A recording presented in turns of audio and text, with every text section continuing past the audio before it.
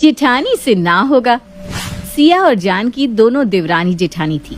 यूं तो दोनों के नाम का मतलब बिल्कुल एक जैसा था, लेकिन दोनों के व्यवहार में जमीन आसमान का अंतर था। जहां देवरानी सिया आज के जमाने की पढ़ी लिखी और हाजिर जवाब लड़की थी, वहीं जानकी थोड़ी सी डरी, सहमी और परंपराओं को निभाने वाली थी। जानकी की इसी अच्छाई का सास कमला भरपूर फायदा उठाती थी और पूरे घर पर एक छत्र राज कर रही थी। घर के साथ साथ बहू जानकी की पूरी जिंदगी का कंट्रोल भी उसने अपने हाथ में ले रखा था।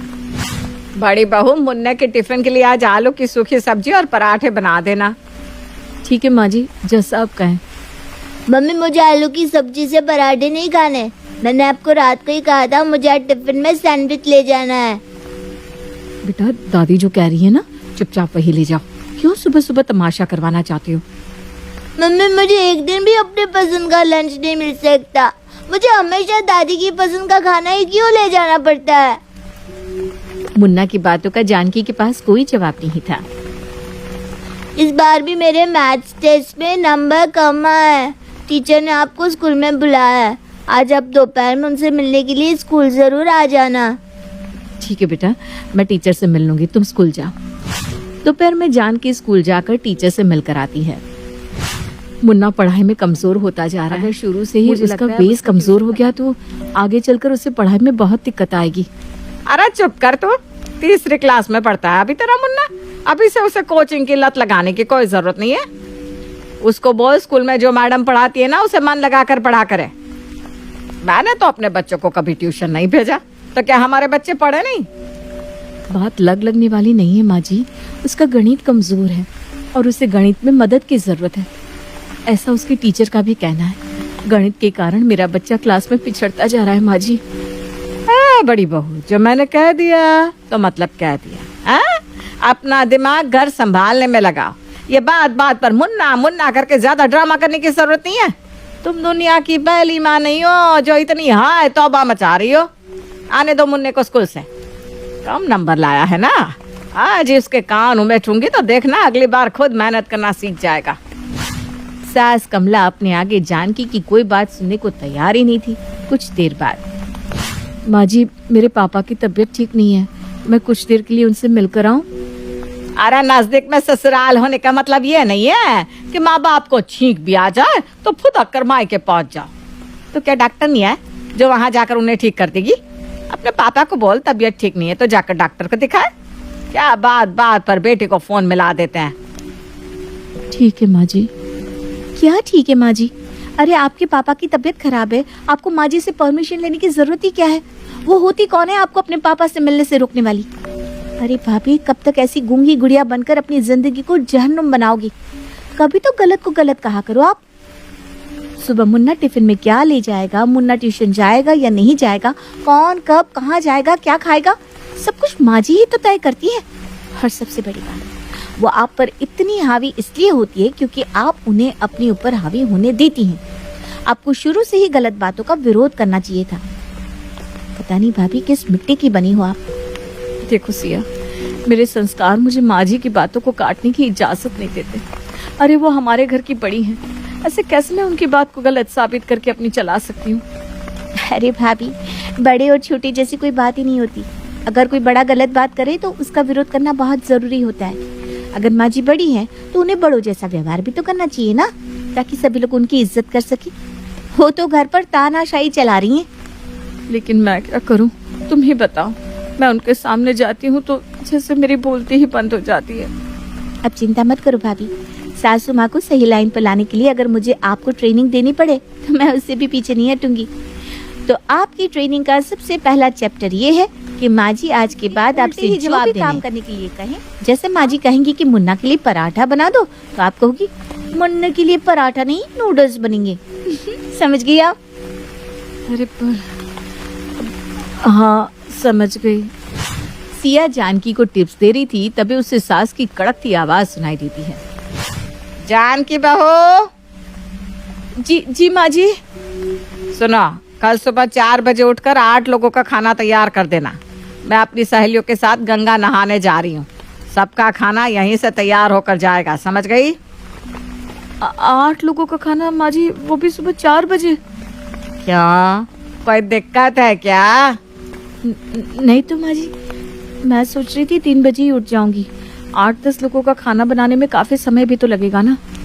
वो तो देख ले, मेरी सहेली कह रही थी खाना बाहर खा लेंगे, लेकिन मैंने तो साफ मना कर दिया। अरे पूरा दिन घर में बैठी मक्खी आई तो मारती रहती। 8-10 लोगों का खाना बना दोगी तो क्या फर्क पड़ जाएगा? अरे भाभी, जब माँ जी आपको कह रही थी कि आप घर में बैठकर मक्खियाँ मारती हो, तो आपको बोलना चाहिए था ना कि पूरा दिन गधा मजदूरी करती हो आप, और उसके बदले में यही इनाम मिल रहा है आपको कि माँ जी अपनी सहेलियों के सामने हम लोगों की बदनामी करती है। मैंने आपको सिखा कर भेजा था कि आपको माँ जी को सब कामों के लिए हाँ नहीं बोलना, और आप वहाँ जाकर फिर से हाँ कहकर आ गई। 4 की जगह सुबह 3 बजे उठ जाओगी। हद है भाई। मैंने बताया तो था, माँ जी के सामने मेरी सिट्टी पिट्टी गुम हो जाती है। तुम्हें बताओ मैं क्या करूं? अरे जिठानी जी, आपसे ना हो पाएगा, आप तो रहने ही दो। एक बार कोशिश करके देखते हैं ना। ठीक है। अगर मैं आपको कागज पर लिख कर दे दूं और आप उसे अच्छी तरह याद कर लो तो कैसा रहेगा? ये बहुत अच्छा आइडिया है ना। तो ऐसा सारी बातों के जवाब लिखकर पर्ची पर मुझे दे दो, मैं अच्छे से याद कर लेती हूँ। सिया अपनी जिठानी को पर्ची में जवाब लिख कर दे देती है। अगले दिन मैंने कहा था ना मुझे सुबह जल्दी ही गंगा स्नान के लिए निकलना होगा। कान पर जो रेंगी थी तुम्हारे, हैं? लाओ टिफिन पैक हो गया तो टिफिन पकड़ा दो। हाँ माँ जी, ये लीजिए। टिफिन वाला बैग तो बड़ा खाली खाली सा लग रहा है, क्या बात है? तो खुद 5 बजे उठी थी और ये आधे घंटे में सब बन भी गया। 8 लोगों का खाना तूने बड़ी जल्दी बनाकर पैक कर दिया। 8 लोगों का नहीं है मम्मी जी, सिर्फ 2 लोगों का खाना है, आपका और पापा जी का। क्या? तो मेरी सहेलियां क्या वहां भूखी बैठी रहेंगी? जानकी सास की बात का जवाब देने के लिए पर्ची ढूंढने लगती है, लेकिन वो गलती से दूसरी पर्ची खोलकर पढ़ने लगती है। ये आप ठीक नहीं कर रही है मामी जी। कोई भी कानून एक बेटी को बाप से मिलने के लिए नहीं रोक सकता। मैं आपको कुछ कहती नहीं, इसका मतलब ये नहीं है कि आप मेरे साथ बदसलूक करेंगी और हमेशा अपनी मनमानी चलाती रहेंगी। आज तो मैं अपने पापा से मिलकर ही रहूंगी। अरे बहू, आज तेरा दिमाग तो ठिकाने पर है ना? मैं क्या बात कर रही हूँ, तू क्या बोले जा रही है? अरे बुखार दिमाग में चढ़ गया है क्या? नहीं नहीं माँ जी, वो मेरा ध्यान कहीं और था, बस इसलिए। इतना कहकर जानकी वहां से भाग खड़ी होती है। जिठानी जी, अब तो मुझे समझ में आ ही गया है कि आपसे ये सब ना हो पाएगा। चुपचाप जो जैसा चल रहा है ना वैसा चलने देते। और ऐसे कौन करता है? मैंने आपको पर्चियों पर जवाब तक लिख कर दे दिए और आपने क्या किया? किसी और सवाल का जवाब पढ़कर सुना दिया।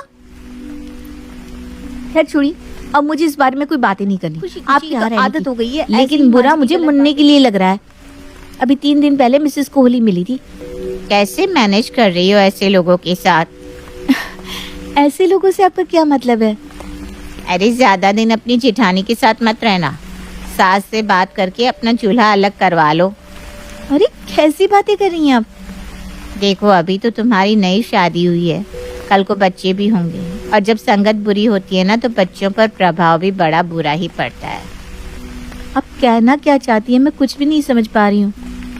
अरे भाई, तुम्हारी जेठानी का बेटा कितना बिगड़ा हुआ है, ये बात कॉलोनी में सभी लोग जानते हैं। अब एक बिगड़े हुए बच्चे के साथ तुम्हारा बच्चा बड़ा होगा तो वो कोई अच्छे संस्कार तो सीखेगा नहीं, वो भी गलत बातें ही सीखेगा ना। किसने कह दिया आपसे कि मेरा जेठानी का बेटा मुन्ना बहुत बिगड़ा हुआ है? अरे तुम्हारे घर की बात है तो समझ लो, तुम्हारे घर के ही किसी आदमी ने बताया होगा। हमें कोई सपने तो आए नहीं, तुम्हारी सासू माँ ने बताया। सिर्फ मैं नहीं, पूरी कॉलोनी इस बात को जानती है। तभी मुन्ने के साथ हम लोग अपने बच्चों को खेलने नहीं देते। क्या कहा तुमने? माँ जी ने मेरे मुन्ने के बारे में ऐसा अनाप शनाप कहा है? अरे मेरा भोला सा बच्चा, उसे सारी दुनिया में बिगड़ा हुआ बच्चा कहकर बदनाम कर रखा है। आज मैं माँ जी को छोड़ूंगी नहीं, आज उन्हें मेरी बातों का जवाब देना ही होगा। इतना कहकर जानकी गुस्से में सास कमला के पास पहुंच जाती है। माँ जी, मेरा मुन्ना बिगड़ा हुआ है ना, तो आज आप बताइए आखिर क्या खराबी है मेरे मुन्ने में, जिसकी वजह से आपने सारी दुनिया में उसे बिगड़ा हुआ बच्चा कहकर बदनाम कर दिया है। अब मुझे समझ में आया कि कॉलोनी के बच्चे मेरे मुन्ने के साथ खेलना क्यों नहीं चाहते। मिसेस कोहली, मिसेस वर्मा मुझे देखकर मुंह क्यों चढ़ा लेती हैं। अरे माँ से भी बढ़कर सम्मान किया मैंने आपका, और बदले में आपने मेरे साथ क्या किया? सारी दुनिया में झूठी बदनामी। जैसा आपने अपने बहू और पोते के साथ किया है ना माँ जी, ऐसा कोई दुश्मन के साथ भी नहीं करता। अरे कॉलोनी में किसी के साथ उठने बैठने लायक नहीं छोड़ा आपने मुझे। आज के बाद अगर आपने मेरे बेटे के बारे में कुछ भी बकाना तो मुझसे बुरा कोई नहीं होगा। आवाज में बात करने से पहले आप 4 बार सोच लीजिएगा। मैं बर्दाश्त करती जा रही हूँ, इसका मतलब ये नहीं कि मेरे अंदर सही और गलत के बीच में अंतर करने की समझ नहीं है। आपकी चालाकियां खूब समझती हूँ मैं। सास को जबरदस्त झाड़ लगाने के बाद गुस्से में बड़बड़ाते हुए जानकी वापस सिया के कमरे में आती है। अरे भाभी कमाल हो गया, आज तो मुझे आपको कुछ ट्रेनिंग देने की लगा दी पड़ी। अब वो इस जन्म में तो आपसे पंगा लेने से रही। मुझे तो लगता था जेठानी जी आपसे ना हो पाएगा, लेकिन इस बार तो आपने कर ही दिखाया।